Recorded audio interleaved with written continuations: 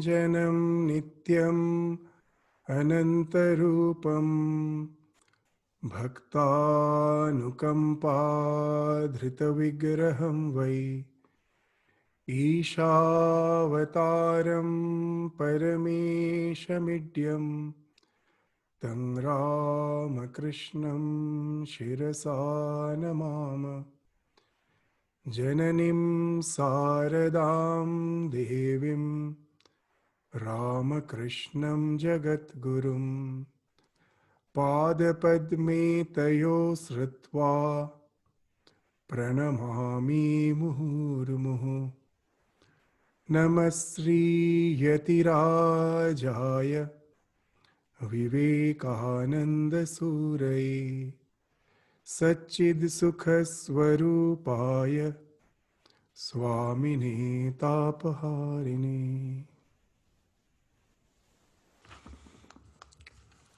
So now we will continue with a study of Swami Vivekananda's Karma Yoga. So we are still continuing with the second chapter. Each is great in his own place. And there we find that Swami Vivekananda is enunciating the responsibilities of a householder by referring to the text of Mahanirvana Tantra. And we find that though the texts are very old, but the essence of it, maybe the way we are practicing it, the norms may have changed. But if you find out behind the norms, the ideals, they stand good today as it was in those days. So those values are eternal. Those values are perennial. So that's why even to refer to the old scriptures is sometimes something very, very fulfilling. We should always remember that these are the things which we should never just neglect or be indifferent towards it. Because after all, the scriptures are not something, the imagination of some fertile brain. It has evolved with the human civilization. Human beings with the experiences of their life have related their wisdom which comes out of the experiences in the scriptures. And that's why they have a lot of values. Maybe the way of life have changed, but the essence of it, the main idea behind it remains the same as it was in those olden days. And now in the last class we saw that the householder's life has now, how nicely has been enunciated in the Mahanirvana Tantra, where the basic idea is, you will find, is the life is after all not for my own satisfaction. It is more like evolving, projecting oneself to the entire society, and through that find out one's own self. We can find out our own self the more we can relate to others. Because the real self is not local, is not just individualized in this personality. The real self is beyond the ego boundary. It's all these ego boundaries should fall off to realize the real self, which is the non-dual, which is the only existence, as our scriptures indicate. So you will find in our life, because of ignorance, we may think the more importance I give to myself, the more satisfaction I get out of life, the more success I get in my life. But actually, it's just the opposite. That's why we call it ignorance. The real wisdom is the more we can relate out, the more we can move out of our ego boundaries, the more we can relate to the entire world, the more we will find fulfillment. Because that's the way you get rid of the disease called this limited individuality. As in some other class we were indicating that Shankaracharya very nicely indicates in one place that to take birth is a disease. Why he is saying that? This bhava roga. See, the non-dual self. Even few days back I was hearing a very interesting thing.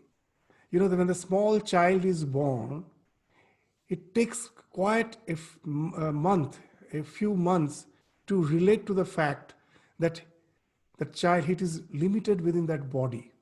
It has a very diffused consciousness. The parent was relating very nice facts that when the child is growing, the small infant, that it doesn't know its own body boundaries. So what happens? Now it has learned to grab. So whatever thing it finds near it grabs. And sometimes it grabs its own hair and it will be pulling and crying. That this is my body. This gives the pain. This sensation gradually comes. At the beginning, there is a diffused consciousness. There's some like I grabbing like something else. The child is grabbing his own hair and pulling, and then feels the pain. And then the idea comes, oh, there is something called me and something called not me. So this boundary, we gradually, as we grow, we are growing. And then, of course, the parents are there to say that you belong to such and such family lineage. This is your pride. This is your culture. This is your name. And all those layers after layers of the ego boundary goes on, building up. By the time the child is going to the school, you will find that they behave at the beginning like the billiard balls, or Ranganathanji used to say, that they're so much individualized. Because the child, when it was growing, it was not at all related to the external world. For the first time, when they go to the school and try to relate with the other children, they're all like the billiard balls colliding with each other and clashing. There is no question of intermingling. It takes time, again, to diffuse that ego boundary and start relating with others and find the joy in friendship. So that's the wonderful idea which we'll find, that in the scriptures, they're again and again saying, what was the idea? That even in our day-to-day life, what's the nature of any disease?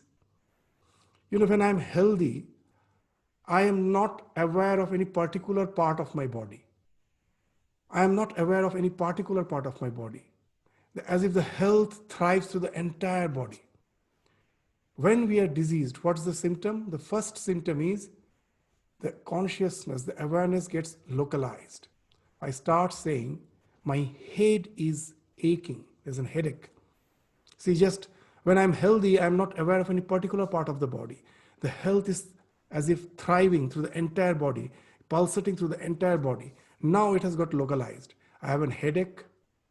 There's an ache in my heart. I have a stomach ache. I have some uneasiness in my chest. I have some, the knee is aching, ankles are aching. So all these becomes the sign, the symptoms that I am diseased. I'm not at ease. When the consciousness, when my awareness gets localized in a particular part of the body. So Shankaracharya very nicely is saying that to take birth is a bhavaroga. Why? The conscious principle, which is non-local, gradually gets localized only in the psychophysical existence. And just the way in our day-to-day life we find that disease means the localized consciousness. Here also the consciousness which is non-local gets localized. The spiritual evolution is again to merge this localized awareness to that non-dual principle, conscious principle. The more we can do that, the more we will find the life is fulfilling. That in life constantly it is happening. Out of ignorance, the path which I am choosing, thinking that it is going to give me joy, it never gives me happiness. It's always the path which is the least attractive.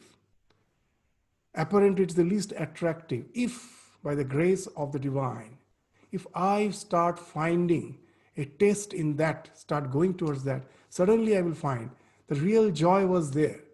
But that's the ignorance. Most of the world never tries to relate to that path which is the least traversed. And that's why the scriptures are there to show us the way. Again and again, like the benevolent mother, they're showing us the way. That's just like a small child always gets attracted to the apparent, all the dazzles of life. The mother is there to make them aware that that's not the path. The real path is something which is not apparently dazzling. You have to exert a little, endeavor a little, and then you get the happiness. So here also we find one by one, there's so many ideals of the householders. It is being indicated that householders' life, if we take that it's for enjoyment, then we have missed the path. We are off the track. It's of course for enjoyment, but not the way we think, by consumerism, by just I earn something, with that money I go out, the world is there, like the suckling bottle waiting there for me to suck, and I just go on suckling, just like an eternal suckling babe. This is the term Swami Vivekananda is using, that our condition is like an eternal suckling babe. The baby is suckling something, and you remove that, it starts crying. Again, you have to give something to suckle. So our condition is like that. So in that way, we can never get happiness.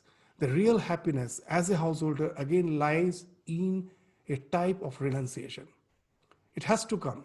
Just this common example we were giving, that a young boy is going to the school or to the college, when feels hungry, goes to some this chain shop, chain restaurant, a McDonald's or somewhere, and whatever he likes, he grabs. With whatever little money he has, he or she has, he just goes and grabs it. The same child, when he is grown, when he is now the father, now you will find that still that same hankering for the sensual pleasures of world is there. He or she still enjoys, the father still enjoys the delicacies which he used to enjoy as a student. But now there's a difference.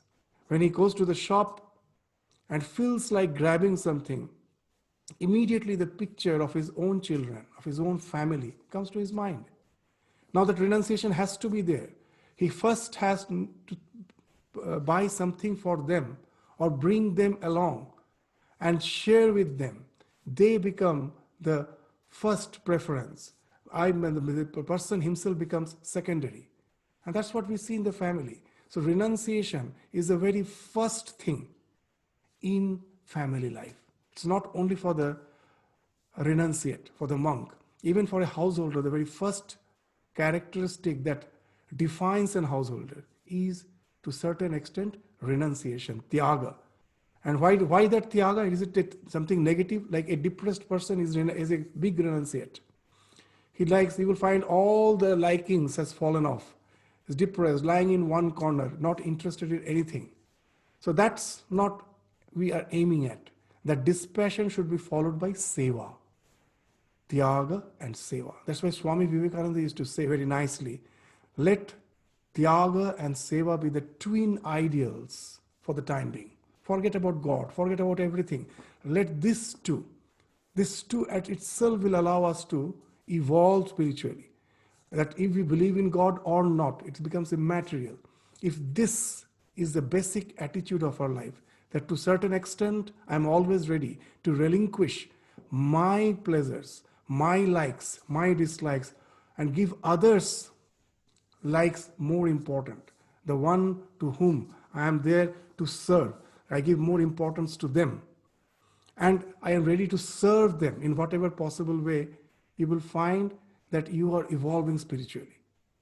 And what's the sign? We will have some visions that most of the people just equate spirituality with some vision, some wonderful dream. No. The moment you relate to the world with tyaga and seva, the first sign that you will find that you are growing spiritually, you will find the joy and inexplainable, you cannot explain. A wonderful, ineffable joy is emanating in your life. You find that there's a wonderful fulfillment in life. And that is the real sign that you are growing spiritually. That the joy which cannot be explained, it is ineffable. So that's the thing which is the sign of spirituality. We will find that as a wandering monk, when Swami Turiyananda, one of the direct disciples of Ramakrishna, met Swami Vivekananda. They were both wandering monks. By chance they met and they were spending few days together. Now Turiyanandaji just asked Swamiji to relate that as a wandering monk you are all moving around, you are doing a lot of tapas, you are spending time in your spiritual practices. Do you feel you are evolving spiritually? Swami Vivekananda's reply was wonderful. He told Hari Bhai, Suryanandaji's nickname was Hari Bhai. So he's saying, Hari Bhai, I don't understand anything of your conventional spirituality or conventional religion. What I understand that my heart is growing. My heart is growing, it really fills for other. It really fills. So that's the real sign of spirituality. That the more your ego boundary is falling off, you're relating to the world, that's the sign that you are growing spiritually. Just even if you have no visions, even if you have no this spiritual dreams, nothing to worry. The real sign lies not there. The real sign lies in how much our ego is falling off and how more we are relating to the world with compassion, with love, with empathy. That's the real sign of spirituality. So with this as our background, as we were seeing in the last few classes, that all the ideals of the householders which has been spoken of is actually based on this idea that others have the more preference, for my own interest is secondary. So with that, you're really going to get pleasures in life, the real happiness in life. So with that idea, we just continued a lot. A few more, the duties and responsibilities of the householders, the way they should lead their life, will be enunciated in the Mahanirvana Tantra, which again will be commented upon by Swami Vivekananda in this lecture. For that, we will again refer to the text, the remaining text which we are yet to study.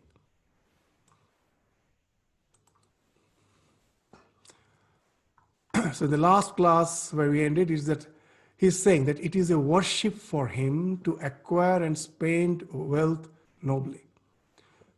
For the householder who struggles to become rich by good means and for good purposes is doing practically the same thing for the attainment of salvation as the anchorite. Anchorite means the one who has anchored himself. Means if you have anchored yourself, you cannot move out to the so-called sunset world. So one who is a renunciate is an anchorite. He is not moving out in search of the sunset pleasures of the world. He is sitting in one place and is meditating on God. So Sri Ramakrishna used to say that there are two types of sadhakas, Bahudak and Kutichak. These are the terms, I don't know from where he got, but very nice meaning. Bahudak means the one who has drank the udaka, the water of many tirthas. He's just roaming about from one holy place to other. He's not settling down. So he is not an anchorite. He or she is not an anchorite.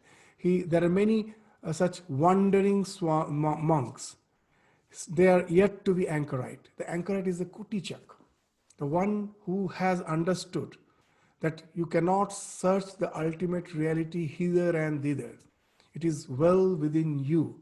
Sit down, turn your attention inwards and try to realize the one who is the essence of your being. There is the Kutichak, the one who is just residing in one place, has anchored him in one place. So that's the anchorite.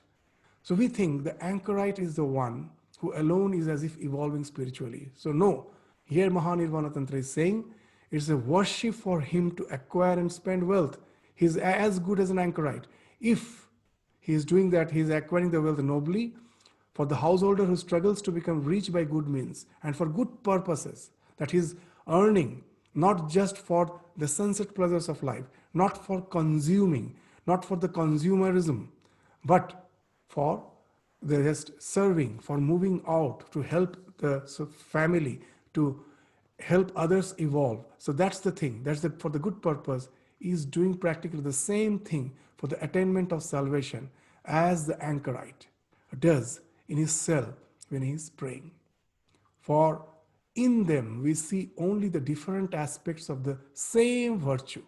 of self-surrender and self-sacrifice, prompted by the feeling of devotion to God and to all that is His. So see, what a wonderful way. It's what our paradigm, what's our attitude, that actually speaks of spirituality, not what I'm doing externally. So, so that's why we told in the last class, we ended up with that idea that Sri Ramakrishna used to say that for most of us, spirituality is just a part-time affair. Our spirituality is just before breakfast. We get up, we have a nice shower, we have our ablutions, and then we have a separate set of clothes for entering into our the small worship room. I enter there, I just spend some time, I meditate, I show incense, I offer flowers, I feel wonderful. I come, change my clothes, sit for my breakfast, now I'm a different person. I am as if segregated, that before breakfast what I do is something spiritual, after breakfast I take care of my secular life. So Sir Ramakrishna used to say, with the same thing Swami is saying, nothing is secular, everything is spiritual if you can change your attitude. Just the same worship which I was doing in front of the deity in my altar, the same worship, now the same deity has to be seen in each and every being, in each and every activities of my life. All the activities which I was doing and was thinking as sacred, the same sacredness has to be brought to each and every activity of my life, whether it is the job of my office or whatever I am doing. That the Lord has placed me in such and such situation, with such and such responsibility. It is He who has placed me. So all the work that I do, irrespective of the fact what I am doing it with a sense of offering. Oh Lord, you have placed me. These are the responsibilities. When you start the work, offer it to the divine. That yes, after it is an offering to you. End the work with that type of idea. So that's more important than doing a particular type of activity. Just thinking that my meditation, my japa, my ritualistic worship, that alone is spirituality. No. Let our day-to-day activities also be treated as rituals. They are the rituals through which I am relating to the divine. Then the spirituality becomes a 24/7 affair. So that's the thing Swamiji is indicating by referring to the Mahanirvana Tantra. So now let us proceed to the next section, that what Mahanirvana Tantra has to say about the responsibilities of an householder. He must struggle to acquire a good name by all means. He must not gamble. He must not move in the company of the wicked. He must not tell lies and must not be the cause of trouble to others. This we all understand.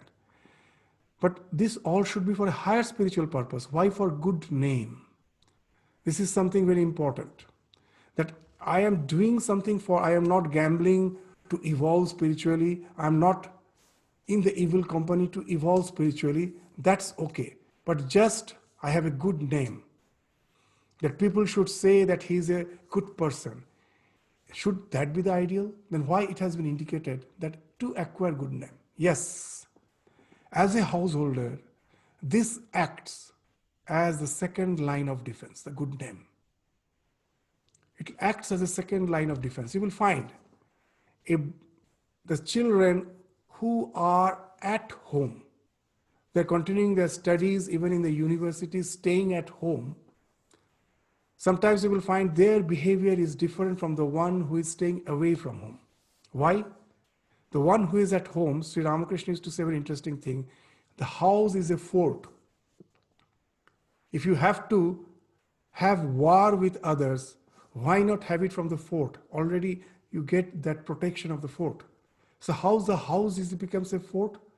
When I am with my family, the family's reputation is in the topmost priority of my mind. I know if I do anything which is not accepted by others, the family's repute will be immediately tarnished. But when I'm out of home, when I'm far away, that is not there in my mind. That is not there in my mind. I know whatever way I behave, no one knows from what lineage I belong.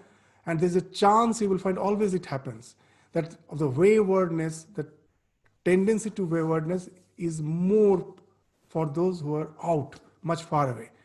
It's not that I'm saying that they shouldn't be far away. We're just saying that why it happens. That in our mind, there should be a second line of defense. That, well, for the spiritual ideal, I'm doing all those things. But always I cannot keep that spiritual ideal in my mind. My mind falls off to the lures of the world. It gets attracted. Then there should be a second line of defense. What's the second line of defense? When you are going to a war, for any country, when they are going to a war with a neighboring country, the army which is confronting with the enemy, with the neighboring army, those who are confronting, that's not all. There are third line of defense waiting.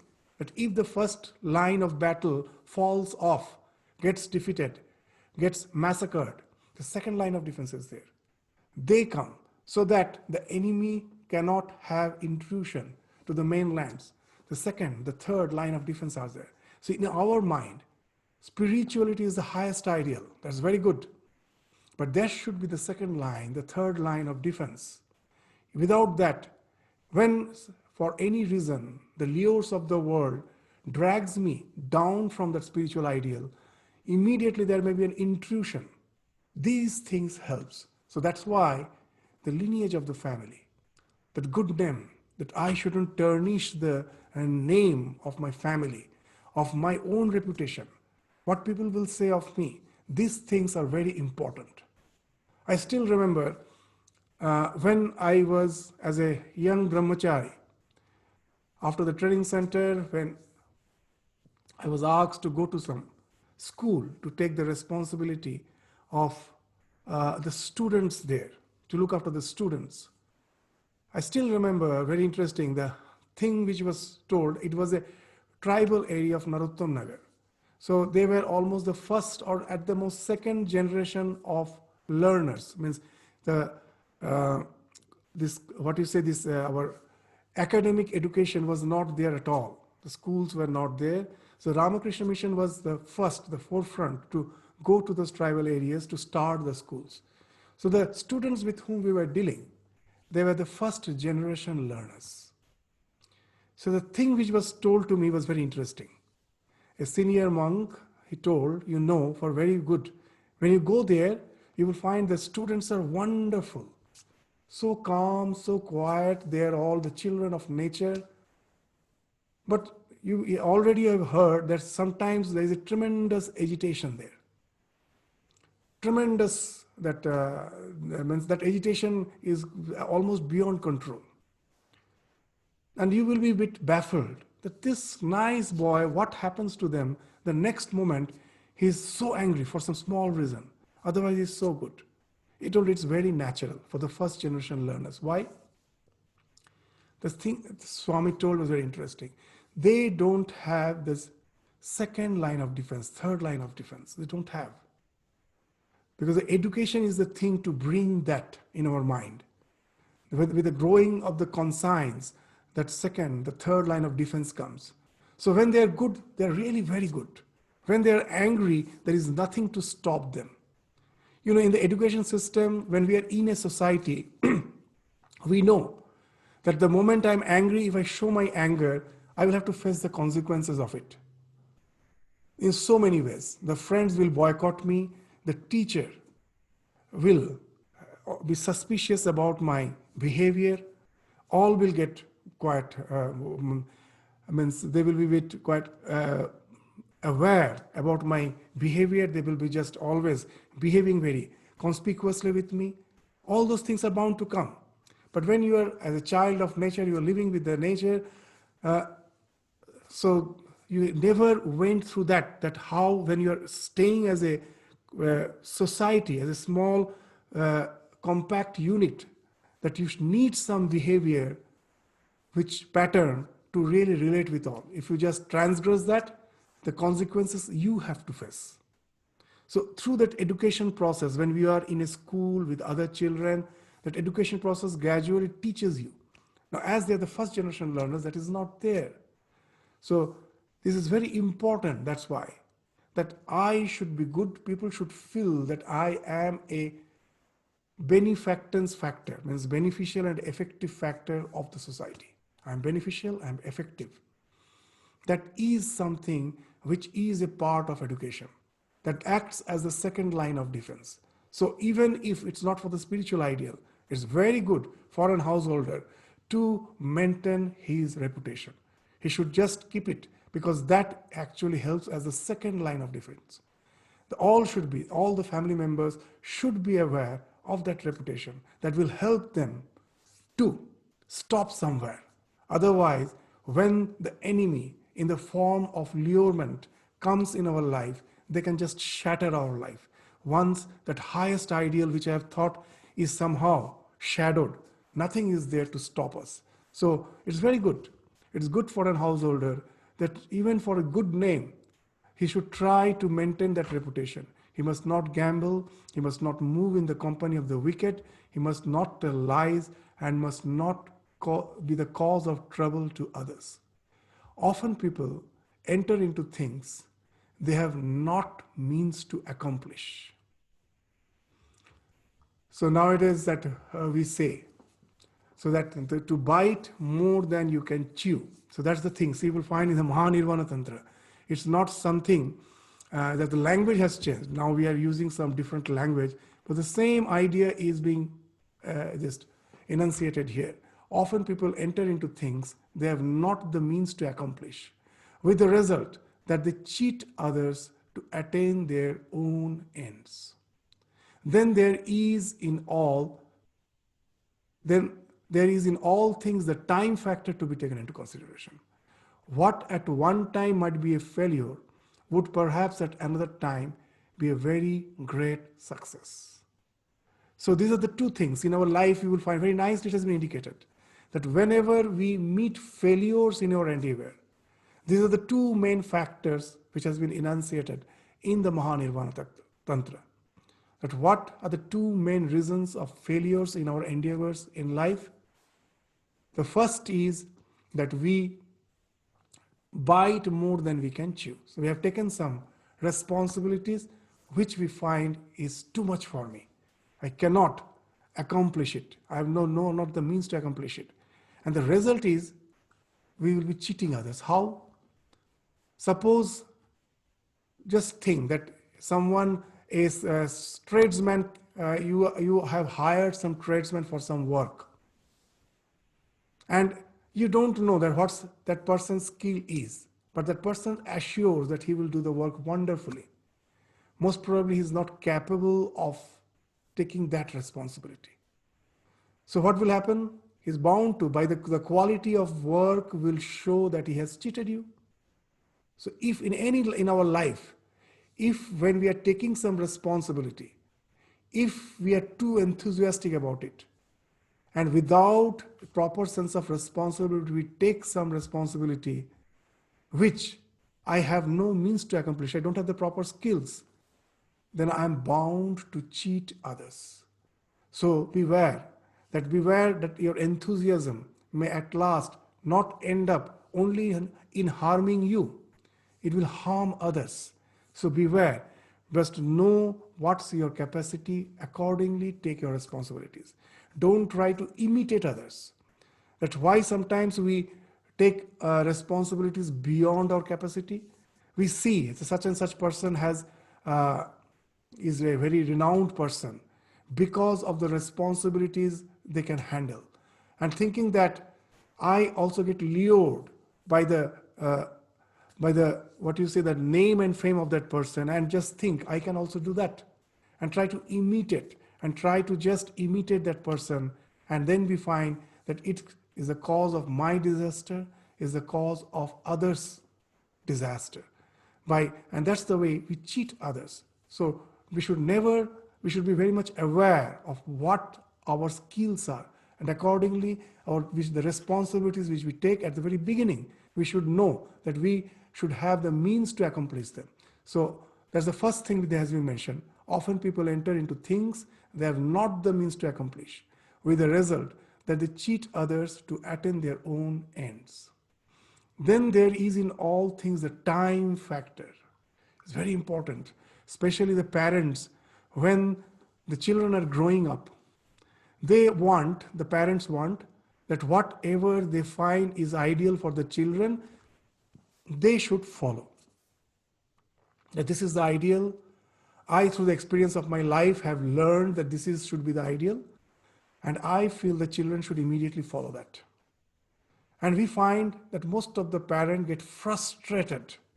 They feel that childs are ill-behaved, they have become rude, adamant, not behaving the way they should. But actually it's not the factor. Actually, I am dealing with the child for something for which that child has a particular time. He or she has to evolve to really understand the instructions which you are giving. We forget. We had to go through our own experiences of life to really acquire that wisdom. But we don't give that time for the children to really acquire that wisdom. We forget that when we were in their state, we were also most probably that impulsive as they are. Our impulsiveness, that attitude to be more impulsive, it gradually gets seasoned. It gets attenuated by the experiences of life. That's why in Sanskrit, there's a very wonderful sloka which speaks of the process of education. It happens in 4 stages. There are 4 factors in the way we have our learning, have our education. What are these 4 factors? The sloka is wonderful. That acharyat padam adhyet. Padam means 1/4. Whatever knowledge we gather in life, 1/4 comes from the acharya, the teacher, the one through his behavior has taught me. His achara has taught me, not only just for instruction. So we learn from the parent almost unconsciously, the way behave, the way they talk. From that, the children starts learning from the teachers. So acharya, from the instructions, that also gives some learning. So there is only 1/4. Acharyat padam adhyet. So another 1/4 from where it comes? Padam shishya samedhaya. From their intelligence. In a classroom, there are 10 students, the teacher is instructing. All the students don't understand in the same way. The one who is more focused, the one who has higher IQ, all those factors are there, which speaks of the intelligence. So you will find that the 10 students, all have not understood in the same way. Some have understood better, some not that good. So why? Because of the factor of the intelligence. So 1/4 from the teacher, another 1/4 from our intelligence. Next 1/4, padam sa brahmacharibhyah. So when you are instructing your children, you forget the students are learning from something else also. What's that? Sa brahmacharibhyah, his mates. Brahmachari means all the co-learners, the students, means of the same age group. They're with them. The peer pressure, nowadays you will hear. So 1/4 comes from that. We forget that is a big influence. The peer pressure. Padam sa brahmacharibhyah. So it's not only me. There are so many other factors which are in the process of educating your child. The last one is very important. Padam kala kramena cha. The last 1/4 is in proper time, kala krama. That what I instruct immediately may not be very attractive to the children. May not be. But I shouldn't stop instructing. The child may complain that you are just have become like that chatterbox, constantly as if going on, speaking something which has no utility in my life. Don't give importance to that. Neither get frustrated by the ways of life of the children. What you have to instruct. And leave for the time. We all have to go through the experiences of life to mature, to get seasoned. And then suddenly they will remember, oh, yes, that's the thing which my father told, mother told. I find it has some significance. It's a great significant thing. And then those teachings will start taking effect. So we will find that who are the real great teachers in this world, whose teachings we never forget. What Jesus told thousands of years back, we still value them. Why? Because we learned through our life's experiences that what the words they told are always ineffable, that there's something which you can never negate. It is bound to have its result. So that's why they're the great teachers. They not be the literate just like the so-called academicians. They may be just like Ramakrishna, almost illiterate. But the wisdom which comes from their life is something which is going to guide the humankind for ages together. So that's the real role of the teacher, that what has been taught by them finds implication even for in generations to come. So that's why the teachings of the great teachers are what? Which they teach to their students. The students don't forget. Even when they become teachers, the same instructions they will be again relating to their students. So through parampara, through tradition, it goes on. So that's why this second thing is very important. In life, we will find that many occasions come that in spite of all our good intentions, in spite of all our skills, that we are trying to do something is not immediately taking the effect. There we shouldn't be impatient. Sri Ramakrishna used to jokingly say so many anecdotes, There's one of the anecdotes is very important, very interesting. That the small children, that the small children have that problem for quite a long time. They wet the bed. So the one child was having that guilt consciousness, that was feeling guilty that every day it wets the bed. So before going to bed, it tells the mother, Ma, please wake me up when I have the urge. The mother says, one day the urge will wake you up. Nothing else can wake you up.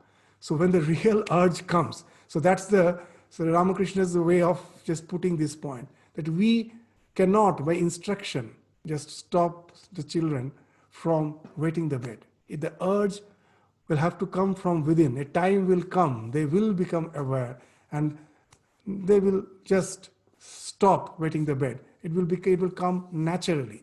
It cannot come through the instruction. So that's the thing which is being indicated, that we should have the sufficient patience. That yes, in spite of all our good intentions, in spite of all our endeavor, sometime may not take, the results may not be found immediately. They may not yield results immediately.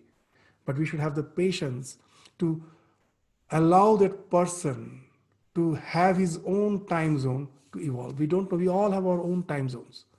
We just shouldn't compare our child with the other's children and say, see how nicely he is progressing. You cannot. Who knows? Your child will start progressing when the other's child progress is almost over. And then it will start. Everyone has their own time zone. Who will flourish in life at what time, we don't know. So these two factors we should always keep in our mind when we are meeting with some failures in life. That have I taken some responsibility which is beyond my capacity as one? Second, no, I've taken the responsibility within my capacity, I'm doing it well, but still the result is not is yielding, we are not yielding any result. Know it for certain that it has its own time zone. Just allow the time zone, allow the grace factor to take its effect. In life, both are required. This your own effort, and that to a certain extent, the grace factor. Sri Ramakrishna used to give a nice example. There were two farmers. One farmer heard that there is not going to be any rain. A particular year, there is not going to be any rain, so he doesn't till the land. He doesn't till his own land. The other farmer is not bothered about the broadcast. He has heard from his parents that whether there is rain or no rain, till the land. in proper time till the land. So this other farmer who appears to be as if an ordinary person, have no education, doesn't give importance to the forecast, just tills the land because his forefathers have told. And suddenly the forecast proves to be wrong. There is a torrential rain. There is torrential rain. Who is going to get the benefit? The one who has tilled the land. The rain is not in my hand. That's the grace factor. When it will come, whether it will come or not, I don't know. But if I have tilled my land, I am going to get the benefit of it. If I have not tilled my land, in spite of the rain, I'm not going to get the benefit of it. So here, how nicely with this anecdote, Sri Ramakrishna is synthesizing the effort and the grace, Purushakara and Kripa, wonderfully. That in our life, sometimes it happens that I feel that there is no need of tilling the land. There is no need of instruction. It's just like as if I am just striking a nail in a stone. The nail breaks. It does as if nothing is happening to that stone. But we should know it is happening. With each and every stroke, some small cracks are developing which are not visible. It is happening. The stone will break off. All the rigidity will fall off in its own time. You go on doing your work, irrespective of the fact the result is not happening now. So till the land, the grace, the rain when it will come, that is not in my hand. But know it for certain, unless you have tilled your land, you are not going to get the benefit of the rain whenever it may come. So that's the idea in that second factor. So that failure also indicates that the time factor is there. So don't stop your endeavor, go on with it. Though it may appear apparently to be a failure, in its proper time, it will prove to be a success. So that's what how nicely you will find this even in the old scripture, how nicely the human values have been studied and they have been how nicely drafted to guide us in our day-to-day life. The householder must speak the truth and speak gently, using words which people like, which will do good to others, nor should he talk of the business of other men. So speak the truth, but at the same time speak gently, using words which people like and which will do good to others. So what it means, if someone is not behaving well, the truth is he is not behaving well. If he has a small child has spoken some lies, it's the truth that he is a liar. What's the harm in saying that you are a liar? But it's not a very pleasant truth, but it's truth. But our scripture says, Satyam bruyat, priyam bruyat. Speak the truth, but at the same time it should be pleasant. Why? Yes, if I say an unpleasant truth, know it for certain it is not the truth. You may say, why? The one who has lied, what is the harm in saying him to be a liar?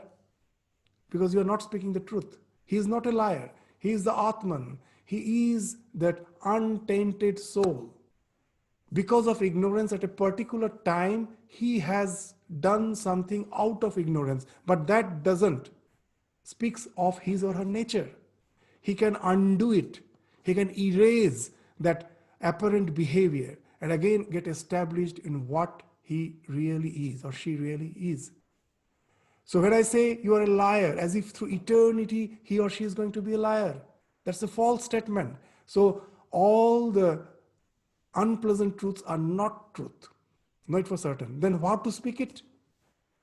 Just the same thing could have been told in a different way. You are such a nice child. I have never expected this from you, that you will speak such a, like, this is the correct way. He's a nice child. He's a pure Atman.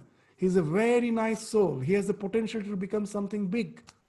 Yes, for the time being, he has done something mistake. And immediately you will find this, the same truth, when you tell in a pleasant way. Now it will do good to the others. It won't hurt them. You will you're speaking something gently, using the words which they like, and at the same time that will good do to the others. How it will do good? If you treat a person, in English how nicely it is being told, if you treat a person as he or she is, he or she remains as he or she is. If you treat a person as he or she should be, he or she becomes as he or she should be. So that's the thing. that what he is ought to, that's my behavior should be towards them. So always the same truth can be spoken in a pleasant way in our life. And that has been indicated, that always speak it in such a way that it, instead of harming them, instead of just hurting them, it is pleasant and it really does good to them. So that's the thing which has been indicated. The next thing, the householder by digging tanks. Just 1 minute.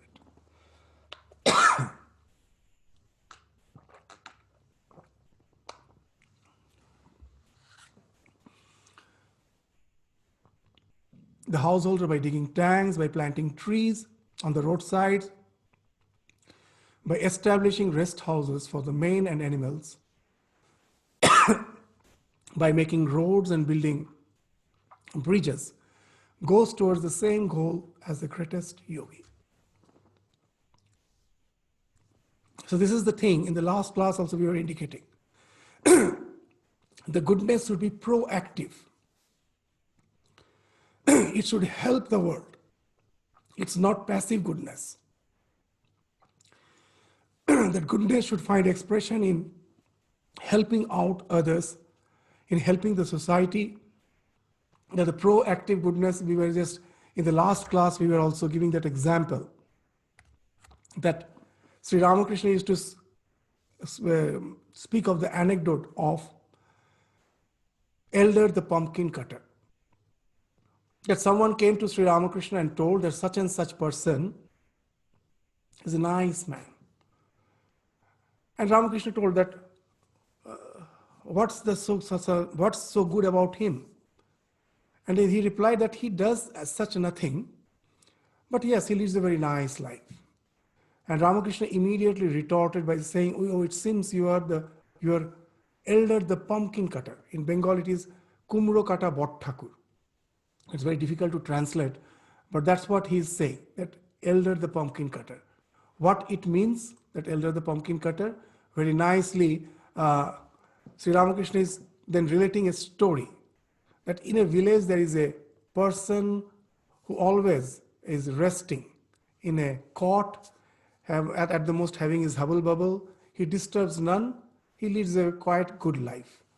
But what's his own, the activity, the only activities in the inner apartment where all the women folk are there. When they are dressing the vegetables, they're cutting the vegetables, they have some superstition. They will never cut into two pieces the pumpkin. The whole pumpkin has to be bifurcated by some male member. And now whenever they have to bifurcate that pumpkin, then only this man who is just resting and just having his hubble bubble, he is called for. He comes and cuts the pumpkin into two pieces. That's his only work. So that's how Sri Ramakrishna is taunting as if that goodness is not passive, it should be proactive. If evil is something which harms me, good should be something which really helps me. Sri Ramakrishna used to say this world is the domain of Shakti, is a domain of energy. What we find that evil always finds expression as energy. Always. Evil finds expression as energy by moving out to harm others. And sometimes I think my goodness should be just to remain good, not to harm others. But know it for certain, this world is the domain of Shakti. If you have to express goodness, you have to counteract the evil with that proactiveness. If I am just indifferent about the all the evil things happening in the society, all the something is harming my neighbor, some evil factors are there which is harming my neighbor, I just keep quiet, I say I have nothing to do with it. I forget. The next day I am also going to be affected. If there is forest fire, that fire in any time may come and even just burn my house also. As it is just in the neighbor's house, I cannot just stay just complacent by thinking, oh, it's just the neighbor's house. In no time, it will come and burn my house also. So you have to be proactive, move out and just extinguish the fire which your neighbor's house is in. You have to extinguish it. The same thing works here also. The goodness should be proactive. You have to move out through some good acts to really help out the society. We need not have to encounter the evil. You will find the more we try to do good to the society, the evil factors dwindles off automatically.